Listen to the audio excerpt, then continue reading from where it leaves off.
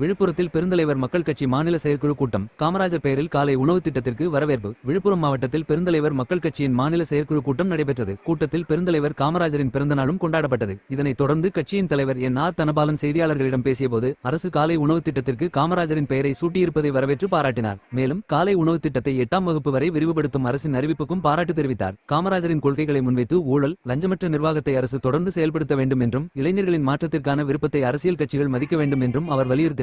மேலும் தமிழகத்தில் கள் இறக்கும் மற்றும் விற்பனை செய்யும் உரிமையை வழங்க அரசு நடவடிக்கை எடுக்க வேண்டும் என கோரிக்கை விடுத்த அவர், இதன் மூலம் மதுப்பழக்கத்தால் ஏற்படும் பாதிப்புகளை குறைக்க முடியும் என்றும் தெரிவித்தார். இந்நிகழ்வில் கள்ளக்குறிச்சி மாவட்ட தலைவர் சசிகுமார், மாநில அமைப்பு செயலாளர் தர்மராஜ், மாநில அவைத்தலைவர் அற்புதம், மாநில இணை செயலாளர் சேசுபாஸ்கர், மாநில வழக்கறிஞர் அணி தலைவர் ஜெயச்சந்திரன், மாநில வர்த்தக அணி செயலாளர் வைகுண்டராஜா, மாநில மகளிரணி அமைப்பாளர் விக்டோரியா, மாநில மகளிரணி தலைவர் நளினி மகேந்திரன், மாநில மகளிர் அணி பொருளாளர் உமாமகேஸ்வரி மற்றும் கட்சி நிர்வாகிகள் பலர் கலந்து கொண்டனர்.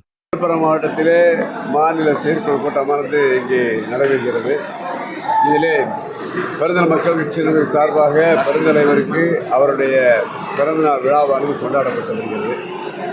இன்று எங்களுக்கு நாங்கள் எல்லோரும் ஒரு மகிழ்வான ஒரு செய்தியை நம்முடைய முதல்வர் அவர்கள் அறிவித்திருக்கிறார். காலை உணவு திட்டத்திற்கு, கடந்த ஆட்சி காலத்திற்கு கொண்டு வந்த காலை உணவு திட்டத்திற்கு காமராஜருடைய பெயரை நாங்கள் சூட்டுவோம் என்று சொல்லியிருக்கார். பாராட்டுகள். அதோடு மட்டுமல்ல, வருகிற செப்டம்பர் 15 அண்ணா அவர்களுடைய பிறந்தநாள் என்றும், WPS சுதந்திரநாள் பிறந்தநாள் என்றும், அது இன்னும் 8ஆம் வகுப்பு வரை விரிவுபடுத்தப்படும் என்று சொல்லியிருக்கிறார். அதற்காகவும் எங்களுடைய பாராட்டுகளை தெரிய கடமைப்பட்டுள்ளோம். அவர் தன்னுடைய கொள்கை தலைவராக காமராஜரை வைத்திருக்கிறார்.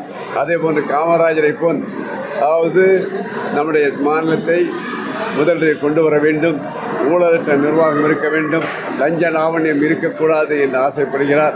அதற்கான வேகமாக செயல்பட்டு வருகிறார். அவர்களுக்கு எங்களுடைய வாழ்த்துக்களை தெரிவித்தோம். ஆனால் இந்த நேற்றல்ல, 60 ஆண்டுகளுக்கு மேலாக இது குறையோடி போன விவகாரம் ஊழலும் லஞ்ச லாவண்யம் ஆகையால் தொடர்ச்சியாக அந்த செயல்பாடுகள் இருக்க வேண்டும். இன்று மாணவர்களுடைய எழுச்சி என்பது பார்க்கும் பொழுது கரப்பான் பூச்சி சாதாரணமாக நினைத்தார்கள். இன்று தமிழகம் மட்டுமல்ல, இந்தியா முழுவதும் மிகப்பெரிய எழுச்சி தோன்றி கல்வி அமைச்சரை மாற்றக்கூடிய ஒரு சக்தியாக உருவாகியிருக்கிறது. இதே போன்றுதான் தமிழகத்திலும் மாற்றம் இளைஞர்களால் உருவானது என்பதை நாம் அறிவோம். ஆகையால் இளைஞர்களுக்கு தகுந்தாற்போல் இளைஞர்கள் எதை விரும்புகிறார்கள்? இளைஞர்கள் மாற்றத்தை மட்டுமல்ல, முன்னேற்றத்தை விரும்புகிறார்கள். அதற்கு தகுந்தாற்போல் நம்முடைய அரசியல்வாதிகள் செயல்பட வேண்டும் என்பதை தெரிவித்துக் கொள்கிறோம். நம்முடைய அண்டை மாநிலமாக ஆந்திர முதல்வர் அவர்கள் ஒரு கல் இறக்கும் தொழிலாளி வீட்டுக்கு சென்று அங்கே அவர் வீட்டில் உணவருந்தி கல் அருந்திருக்கிறார். ஏன் இதை சொல்கிறோன்னா, நாங்கள் கிட்டத்தட்ட 25 ஆண்டுகளுக்கு மேலாக கல் இறக்கும் உரிமையை பெற்றுக் கொடுக்க வேண்டும், கல் விற்பதற்கு உரிமை வேண்டும் என்று கேட்கிறோம். இதுவரை எந்த அரசும் செய் சாய்க்கவில்லை. இதை பொறுத்தளவில் கல் குடித்து செத்ததாக சரித்திரமே கிடையாது. யாரும் சாகவில்லை. 10 கோடி ரூபாய் பரிசு தருவவனுக்கு யாராவது செத்து சொன்னார்? யாரும் இதுவரைக்கும் சொல்லவில்லை.